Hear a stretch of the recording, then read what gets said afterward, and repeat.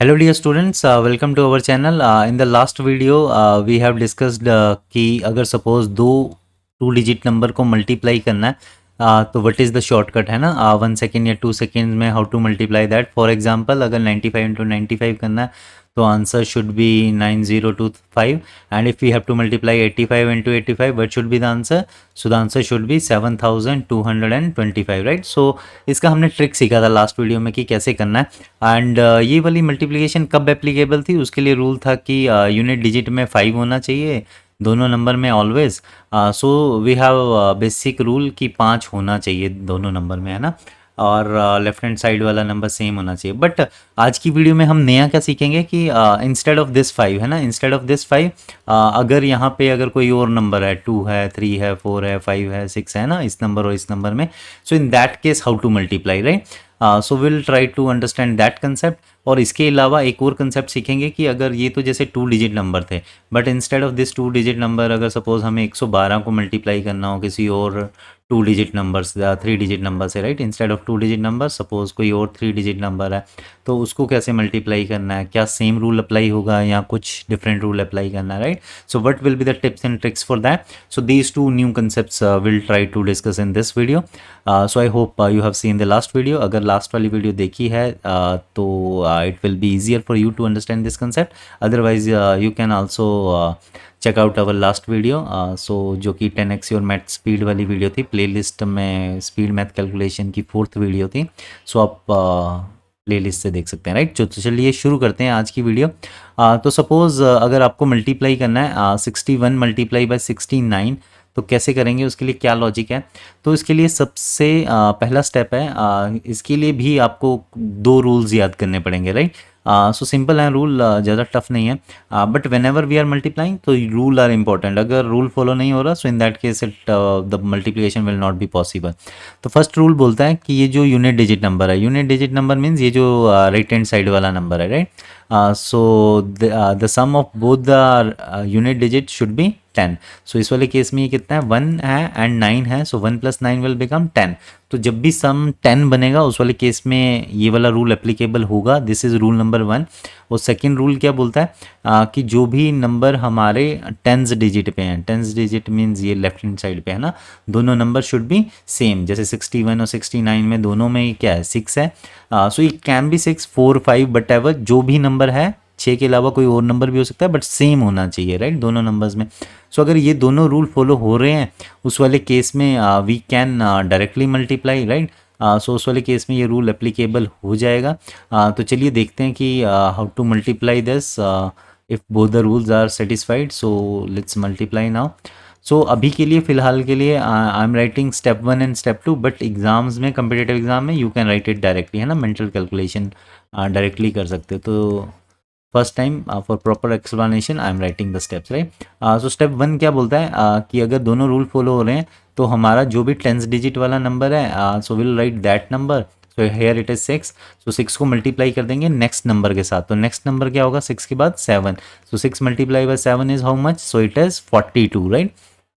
And अब next क्या करेंगे, सो ये जो नंबर है हमारा है ना 1 एंड 9, सो 1 को मल्टीप्लाई कर देंगे 9 के साथ. So 1 multiply by 9 is how much, 9 है ना.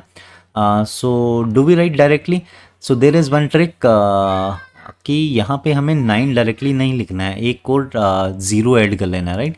सो it should be 2 digit number. So ultimately our answer will become, how to write the answer. So step 1 का आंसर लिखेंगे and then will copy this step 2 answer right. So ultimately our entire answer will become 4209. So you can verify this answer by your conventional method. I hope you got this concept. अगर ये समझ आ गया तो चलते हैं next question पे. तो let me tell कि क्या हम इस नंबर को मल्टीप्लाई कर सकते हैं 62 मल्टीप्लाई बाय 6, येस और नो.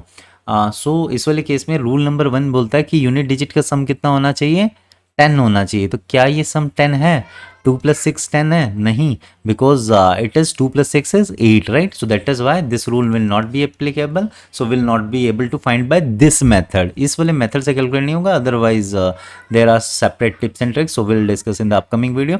अभी के लिए इस रूल से it will not be solve right. Okay, so next number कोई और चेक करते हैं. लाइक फॉर एग्जाम्पल 73 × 77, क्या ये मल्टीप्लाई हो सकता है इस रूल से. Right. So the answer is yes because unit digit का सम कितना है 7 + 3 is 10. Rule number 1 satisfied.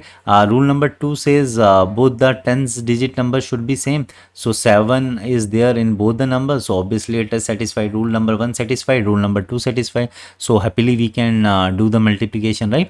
Okay, so what will be the answer? Now we will not write step 1 step 2, we will calculate it mentally, right? So number जो है left hand side वाला 7 है, तो 7 multiply by next number, 7 का next number क्या होता है 8, तो 7 multiply by 8 is how much 56, and 3 multiply by 7 is how much 21. So the answer will come 5621. So I hope now the concept is clear, right? So is the concept clear or not? If you have any doubt still, you can ask in the chat box. So do write in the chat box whether we can calculate 84 into 86. If answer is yes, then please let me know what will be the answer in the chat box, right? So this was our concept 1 which we want to discuss. Next concept है कि क्या हम जो कि student का doubt हो सकता है कि क्या हम 3 डिजिट वाले नंबर मल्टीप्लाई कर सकते हैं. अभी तक जितने भी नंबर मल्टीप्लाई किए हैं वो सब कितने थे 2 डिजिट नंबर. जैसे 63 है, 63 में 2 ही डिजिट थे ना. So now can we calculate 3 digit number. So क्या रूल सेम रहेगा या डिफरेंट होगा? अगर सेम रहेगा तो कैसे, अगर डिफरेंट होगा तो क्या डिफरेंट होगा, right? So let's check it out. So for this also there are 2 rules. First rule says कि ये जो सेम ये जो हमारा यूनिट डिजिट है उसका सम कितना होना चाहिए 10 होना चाहिए. So same concept, that concept is same. And second rule says कि ये जो हमारा बाकी के नंबर है ना, ये जो बाकी के 2 डिजिट्स बचे that should be same combinedly, है ना.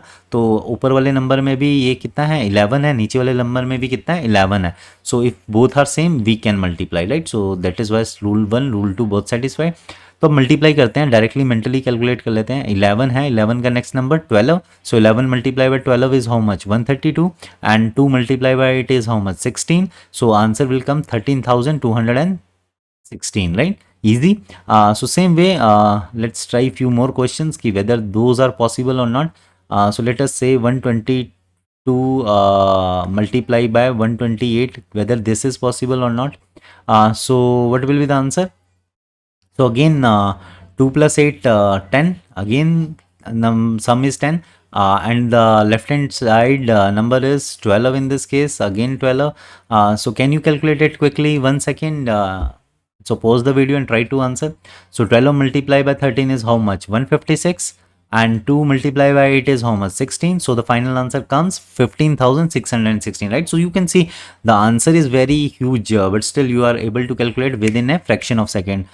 At this moment I am explaining, so it might take 2-3 seconds, but in general you can calculate within 1 second, right?